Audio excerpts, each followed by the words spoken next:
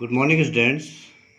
Today I will continue chapter 1 Living World, in which today I will teach you diversity in living world. आज हम जो प्रथम अध्याय है जीव जगत, उसके अंतर्गत जीव जगत में विविधता के बारे में पढ़ेंगे, डाइवर्सिटी के बारे में पढ़ेंगे। सबसे पहले मैं बात करता हूँ विविधता क्या होती है। विविधता बोला जाता है जो हमारे सामने अनेक हजारों लाखों जो प्रजातियां पाई जाती है जीवों की, जंतुओं की, वनस्पतियों की, अनेक प्रकार के पेड़ पौधे, अनेक प्रकार के जंतु हमारे सामने जो पाए जाते हैं उसको विविधता बोला जाता है, डाइवर्सिटी उसको बोला जाता है। और ये जो विविधता है ये कई करोड़ों वर्षों के जो जैव विकास है उसका परिणाम है। तो इस प्रकार से इसमें हम बात करते हैं सबसे पहले नामकरण, नोमेनक्लेचर इसको बोला जाता है। जो विविधता हमारे सामने होती है जीवों की, उसके लिए प्रत्येक जीव को विश्व के अलग अलग भागों में अलग अलग नामों से जाना जाता है। जो जीवधारी होता है उसको अलग अलग, विश्व के जो अलग अलग भाग होते हैं, देश या क्षेत्र, उनमें अलग अलग नामों से जाना जाता है। जीवों को पहचानने, जानने और उनका अध्ययन को आसान बनाने के लिए वैज्ञानिकों ने प्रत्येक जीव को वैज्ञानिक नाम देने की प्रक्रिया अपनाई। उस प्रक्रिया को हम कहते हैं नामकरण या नोमेनक्लेचर। जो नामकरण उनका किया जाता है, वैज्ञानिक नाम जो उनको दिया जाता है, जिससे कि वो पूरे विश्व में उसी नाम से जाने जाते हैं। अब बात करते हैं साधारण नाम, जो सामान्य नाम होता है उसका, कॉमन नेम या वर्नाकुलर नेम उसको बोला जाता है। प्रत्येक क्षेत्र व भाषा में जीवधारी को भिन्न भिन्न नाम होते हैं अलग अलग क्षेत्रों में। जैसे सामान्यतः अगर हिंदी में बोले गुलाब, तो गुलाब को हिंदी में गुलाब बोला जाता है, इंग्लिश में उसको रोज़ बोला जाता है, बांग्ला में उसको गोलप बोला जाता है, तमिल में उसको रोजेपो कहते हैं। तो इससे क्या होता है कि जो अध्ययन करने में आसानी नहीं होती है, अध्ययन करने में समस्या आती है और इससे जो है एक रूपता नहीं रहती है सभी जगह। तो वैज्ञानिकों ने इस पर विचार किया कि क्यों ना ऐसा नाम हो जो पूरे संसार में एक जैसा हो, सभी क्षेत्रों में एक ही नाम प्रचलित हो। वैज्ञानिक नाम, साइंटिफिक नेम, इसके लिए जो है जो वैज्ञानिक थे उन्होंने बोला कि वैज्ञानिक नाम जो है उनका किया जाए। इसके लिए द्विनाम पद्धति, बाइनोमियल नोमेनक्लेचर प्रस्तावित किया गया और इसके जो जनक थे वो थे कैरोलस लीनियस। कैरोलस लीनियस ने द्विनाम पद्धति को प्रतिपादित किया था, बाइनोमियल नोमेनक्लेचर उन्होंने दिया था। इसके अनुसार प्रत्येक जीवधारी का नाम दो शब्दों का होना चाहिए। जो जीवधारी है उसके नाम में दो शब्द आने चाहिए, जिससे जो शब्द, दो शब्द है उनमें जो प्रथम शब्द हो उस जीव के वंश को, जीनस को प्रदर्शित करता हो और दूसरा जो शब्द हो उसकी जाति या स्पेसीज को प्रदर्शित करता हो। इस प्रकार से दो शब्द से जीव का वैज्ञानिक नाम बना हो। अगर हम उदाहरण के लिए आम की बात करें, मैंगीफेरा इंडिका इसको बोला जाता है, इसका वैज्ञानिक नाम मैंगीफेरा इंडिका है। मैंगीफेरा उसका वंश है, जीनस, और इंडिका उसकी जाति है। द्विनाम पद्धति के लिए नियम, कुछ रूल जो है इसके लिए बनाए गए, rules for the binomial nomenclature. इसमें जो है कैरोलस लीनियस की जो द्विनाम पद्धति है उसके पश्चात जो है कुछ संस्थाएं बनाई गई, जैसे ICBN, इसका पूरा नाम, इसको कैपिटल में ICBN बोला जाता है, international code of botanical nomenclature इसको बोला जाता है। दूसरा ICZN, international code of zoological nomenclature इसको बोला जाता है। इन्होंने जो है कुछ नियम बनाए। कैरोलस लीनियस ने तो उसको प्रतिपादित कर दिया, उसके बाद इन दो संस्थाओं ने, विश्व की ये संस्थाएं होती है, इनके द्वारा इसके लिए जो है कुछ नियम प्रतिपादित किए गए और इन नियमों में सबसे पहला नियम बनाया गया कि प्रत्येक जीवधारी का नाम दो शब्दों से मिलकर बना होना चाहिए, जिसमें प्रथम उसके वंश को और दूसरा उसकी जाति, स्पेसीज को प्रदर्शित करता हो। दूसरा उन्होंने बोला कि जो जीवों के जो नाम हो, वैज्ञानिक नाम जो हो, वो लैटिन भाषा में हो, लैटिनाइज उसको बोला जाता है, उस भाषा में जो है उनके नाम रखे जाए। सभी जो शब्द हों जब हम लिखें उनको, अगर वो छपे हुए हैं, मतलब प्रिंटेड अगर है तो इटैलिक्स हो, तिरछे छपे हुए हों। किताब में अगर वो छपे हो तो तिरछे छपे हों। और अगर हम उनको हाथ से लिख रहे हैं, पेन से लिख रहे हैं, तो उनके नीचे हम अंडरलाइन कर दें, रेखांकित हम उनको कर देंगे। वंश जीनस का प्रथम अक्षर जो होता है, जो जीनस है उसका पहला लेटर कैपिटल लेटर होना चाहिए। जैसे मैंगीफेरा इंडिका में एम जो है वो पहला लेटर है वो कैपिटल होना चाहिए, बाकी लेटर स्मॉल होना चाहिए। और जो जाति स्पीसीज है उसमें सभी लेटर जो है वो स्मॉल लेटर होने चाहिए। किसी जीवधारी का एक ही वैज्ञानिक नाम होना चाहिए, उसके 2-3 वैज्ञानिक नाम नहीं होने चाहिए, एक ही वैज्ञानिक नाम से उसको जाना जाए। अब नेक्स्ट स्टेप आता है इसमें वर्गीकरण, क्लासिफिकेशन। ये जैव विविधता के अंतर्गत ही आता है। क्लासिफिकेशन की आवश्यकता, क्लासिफिकेशन जो है, जो जीवधारी है, जीवधारियों को उनके लक्षणों में समानता और विभिन्नता के आधार पर, उनमें कुछ समानता भी पाई जाती है और विभिन्नता भी पाई जाती है, उसके आधार पर समूहों और उपसमूहों में व्यवस्थित करने वाली जो व्यवस्था है, उनको अरेंज करने की जो व्यवस्था है, ग्रुप में उनको कर देना है, उस व्यवस्था को वर्गीकरण या क्लासिफिकेशन कहा जाता है। अब वर्गीकरण की आवश्यकता क्यों पड़ी? Why need of classification? तो इसकी आवश्यकता क्यों पड़ी? सबसे पहला है जीवधारियों की पहचान करने के लिए। हम उसको अगर एक वर्ग में रख देंगे समानता वाले जीवों को, तो हम उसकी पहचान आसानी से कर सकेंगे। जैसे स्तनधारी वर्ग में जो है जितने भी जीवों को रखा जाता है, जो अपने बच्चे को दूध पिलाते हैं, उनको सबको एक वर्ग में रखा गया, तो हम उनको आसानी से पहचान सकते हैं। प्रत्येक जो वर्ष है नए जीवों की खोज, प्रत्येक वर्ष जो है नए जीवों की खोज होती है, जिसकी वजह से जो है जीवों का क्लासिफिकेशन, अगर उसकी जो समानता है, वर्ग हमने पहले से बना रखे हैं और उसकी समानता के आधार पर हम उसको उस वर्ग में रख देंगे। जीवाश्म का अध्ययन, जीवाश्म बोला जाता है फॉसिल्स को। जब बहुत साल पहले जो जीवधारी चट्टान के नीचे या मिट्टी के नीचे दब जाते हैं, तो उनका जो इम्प्रेशन है, उनका जो निशान है उस चट्टान पे या मिट्टी पे बन जाता है, उसको जीवाश्म बोला जाता है। तो आज हम उसकी खुदाई करते हैं जब, तो जीवाश्म हमें प्राप्त होते हैं। उन जीवाश्मों को भी हम जो है किसी वर्ग में रखते हैं, तो उस अध्ययन करने के हिसाब से भी हम वर्गीकरण आवश्यक हो जाता है। जैव विकास, ऑर्गेनिक एवोल्यूशन। करोड़ों साल पहले एक कोश के जीव की उत्पत्ति हुई थी, उससे धीरे धीरे धीरे अनेक जीवों का, जलीय जीव, फिर स्थलीय जीव, फिर उड़ने वाले जीव, इस प्रकार से अनेक जीवों की उत्पत्ति हुई। इसको हम ऑर्गेनिक एवोल्यूशन कहते हैं, जैव विकास हम इसको कहते हैं। तो जैव विकास का अध्ययन करने के लिए भी वर्गीकरण की आवश्यकता पड़ती है। जीवों के बीच संयोजी कड़ी, connective links between the two organism. दो जीव ऐसे हैं जिनमें निचले वर्ग के लक्षण भी पाए जाते हैं और उच्च वर्ग के लक्षण भी पाए जाते हैं।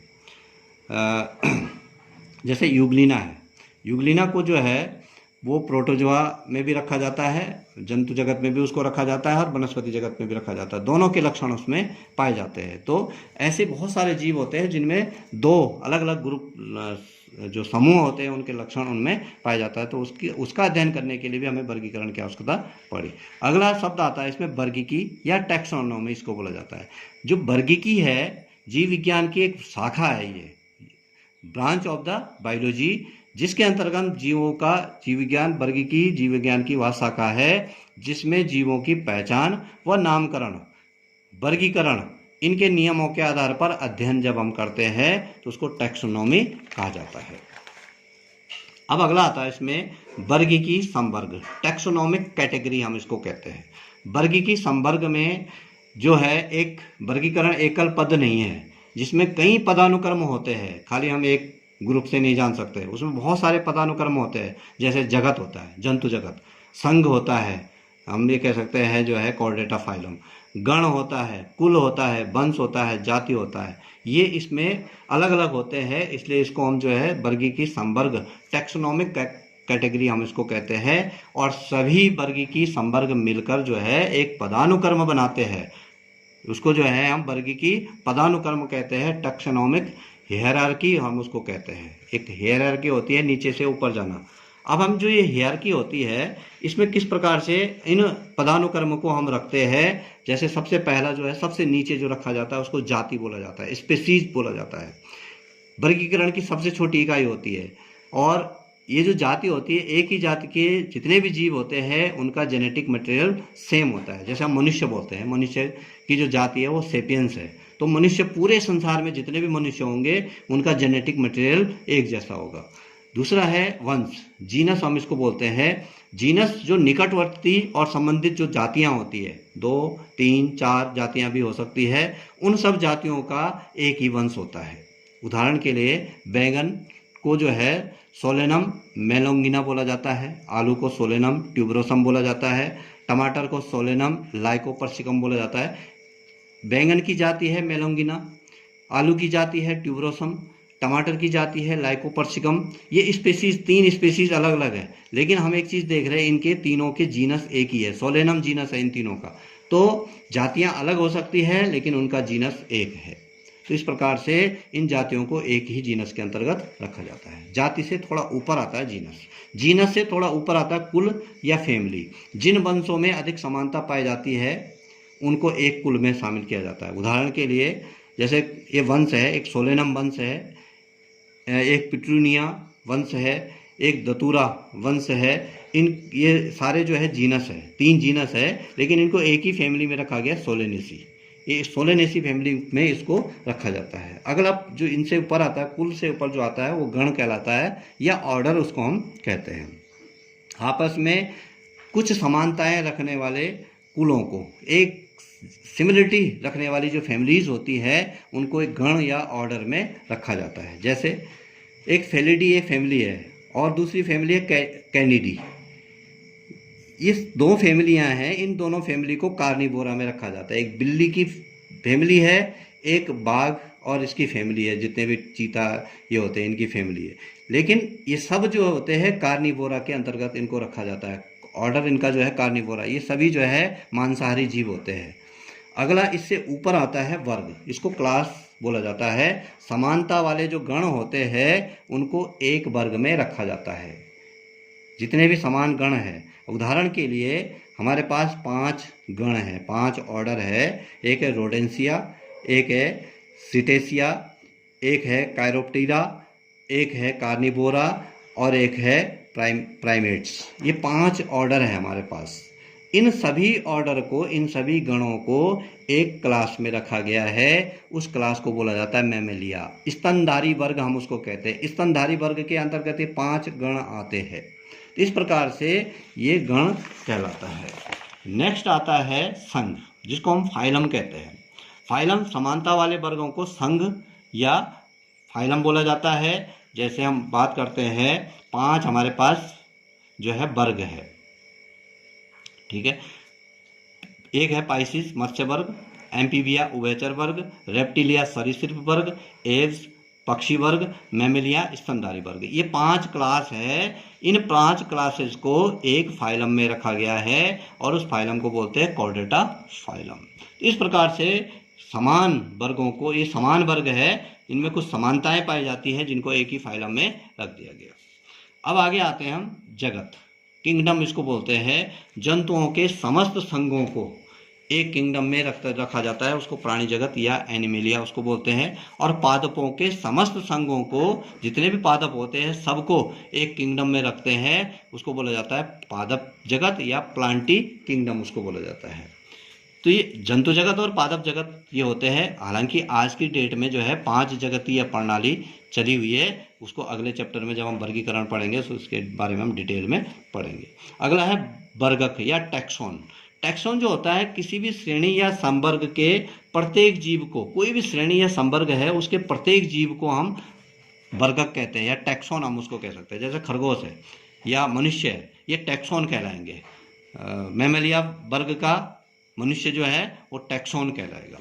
अगला आता है वर्गी की सहायता साधन, टैक्सोनॉमिकल एड्स या टूल्स हम इसको बोला जाता है, जो हमें वर्गीकरण या जीव विज्ञान के अध्ययन में जो सहायता प्रदान करते हैं, टूल होते हैं जो, उनको सहायता साधन बोला जाता है। जैसे इसमें एक हर्बेरियम एक शब्द आता है, हर्बेरियम उसको बोलते हैं। पादप, कोई भी पौधा हमने लिया उस या पत्ती ली हमने, उसको एक मोटे कागज, 2 कागजों के बीच उसको हमने रख देना है, दबा के रख देना है और सूखने देना है, उसको दबा के रख देना है, संरक्षित कर देना है। और उसके नीचे एक कोने पर उस पादप के डिटेल लिख देनी है, कहाँ से उस पौधे को लिया, उसका लोकल नाम क्या है, उसका वैज्ञानिक नाम क्या है, उसका वर्ग क्या है, उसका ऑर्डर क्या है, उसकी जाति क्या है, ये सारी डिटेल्स हम उसमें लिख देंगे। तो हम उसका अध्ययन कई सालों तक भी हम उसको संभाल के रखेंगे, तो उसका अध्ययन हम कर सकते हैं। इसको हर्बेरियम बोला जाता है। दूसरा है वनस्पति उद्यान, बॉटनिकल गार्डन्स इनको बोला जाता है। हमने क्या करना है, कुछ पौधों को उगाकर संरक्षित किया जाता है। हमने एक बहुत बड़े एरिया में अलग अलग प्रजाति के पौधों को उगा देना है और उनको संरक्षित कर देना है वहाँ पे, तो उसको बोला जाता है पादप उद्यान या बॉटनिकल गार्डन, उसको हम कहते हैं। और ये जो पौधे होते हैं बॉटनिकल गार्डन में, उनमें जो है कुछ सूचनाएं निहित होती है, जैसे वनस्पति का स्थानीय या अंग्रेजी नाम, स्थानीय नाम भी लिख देना है, अंग्रेजी नाम भी लिख देना है, वैज्ञानिक नाम भी लिख देना है। वनस्पति का कुल, जो उसकी फैमिली है, वो लिख देना है, उसके उपयोग और लक्षण लिख देने हैं। अब जैसे इसमें सबसे पहला है भारतीय वानस्पतिक उद्यान, ये शिवपुर हावड़ा में है, पश्चिम बंगाल। कोलकाता में जो है ये इंडियन बॉटनिकल गार्डन ये है। इसमें अनेक प्रकार की प्रजाति के पौधों को रखा गया है। अब अगला है जैसे राष्ट्रीय वनस्पति उद्यान, ये लखनऊ में है, नेशनल बॉटनिकल गार्डन लखनऊ। इसी प्रकार से लॉयड बॉटनिकल उद्यान दार्जिलिंग में है ये। और इसी प्रकार से एक इंटरनेशनल बॉटनिकल गार्डन है रॉयल बॉटनिकल गार्डन, ये क्यू ब्रिटेन में है, तो इसको जो है बॉटनिकल गार्डन बोला जाता है। इसके बाद अगला आता है संग्रहालय, म्यूजियम उसको बोलते हैं। इसमें हम वनस्पति जो है या प्राणी संग्रहालय इनको रखा जाता है, जिसमें कीट, कंकाल, अनेक प्रकार के पादप, अनेक प्रकार के प्राणी, इनको संरक्षित करके किसी माध्यम में जो है हम इनको किसी रासायनिक माध्यम में इनको संरक्षित करके या किसी कांच के बॉक्स के अंदर इनको संरक्षित करके हम संग्रहालय में रखते हैं और इसको संग्रहालय बोला जाता है। इसके बाद आता है प्राणी उपवन अथवा चिड़ियाघर इसको कहते हैं, जूलॉजिकल पार्क्स हम इसको कहते हैं, या जू, शॉर्ट में इसको जू बोला जाता है। जो कृत्रिम आवास होता है, जो जंतु होते हैं उनको वास्तविक आवास से उठाकर हम उनके किसी कृत्रिम आवास में रख देते हैं, और इस प्रक्रिया को एक्स सीटू भी बोला जाता है। कि हमने जो है उसको कहीं पर हमने बाघ पकड़ा, माना कहीं शिकायत हो रही थी कि मांसाहारी बाघ है, हमने उसको पिंजरे में पकड़ा और उसको हमने प्राणी उपवन जूलॉजिकल पार्क में रख दिया, तो उसको एक्स सीटू जो है संरक्षण उसका बोला जाता है। इसी प्रकार से अगला पॉइंट आता है इसमें कुंजी अथवा चाबी, इसको बोलते हैं की, या एक जो है एक अन्य सामग्री है जो पादपों और जंतुओं की को समानताओं और असमानताओं के आधार पर पहचानने में उपयोगी होती है। तो इस प्रकार से ये पहला चैप्टर यहीं पे समाप्त होता है। आगे नेक्स्ट चैप्टर हम शुरू करेंगे। Thank you.